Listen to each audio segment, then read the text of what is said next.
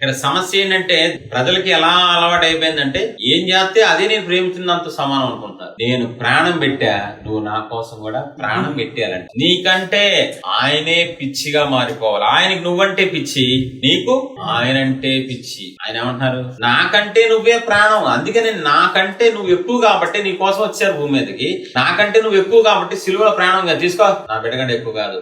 మరి ఏ రోజైనా ప్రభువా నేను మీకోసం ప్రాణం పెట్టునంతగా ప్రేమించట్లేదు, నన్ను క్షమించని ఎప్పుడైనా అన్నావా? నువ్వు అనలేదంటే అసలు నీకు ఆ రూలే తెలీదు ప్రాణం పెట్టినంతగా దేవుడిని ప్రేమించాలని. నువ్వు ఒకరిని ఇష్టపడుతున్నావు అనుకో, ప్రేమిస్తున్నావు అనుకో, వాళ్ళు నిన్ను అంతే ప్రేమించాలని కోరుకుంటావా, దాంట్లో సగం అయితే చాలనుకుంటావా? పేతురు నన్ను ప్రేమిస్తున్నావా? డైరెక్ట్ గా అడిగేస్తున్నాను ఆయన, పేతురు నన్ను ప్రేమిస్తున్నావా? నువ్వు ప్రేమిస్తున్నావు ప్రభు, నువ్వు చెప్పగలవా? నేను నిన్ను ప్రాణం పెట్టినందుగా ప్రేమించాలని దేవుడు అడుగుతున్నారు, నువ్వు ప్రాణం పెట్టలాగా దేవుడిని ప్రేమిస్తున్నావా? ప్రాణం తీయకుండా ఉంటే చాలు అయింది, పెట్టక్కర్లా, చొక్కా పట్టుకోకుండా ఉంటే చాలు.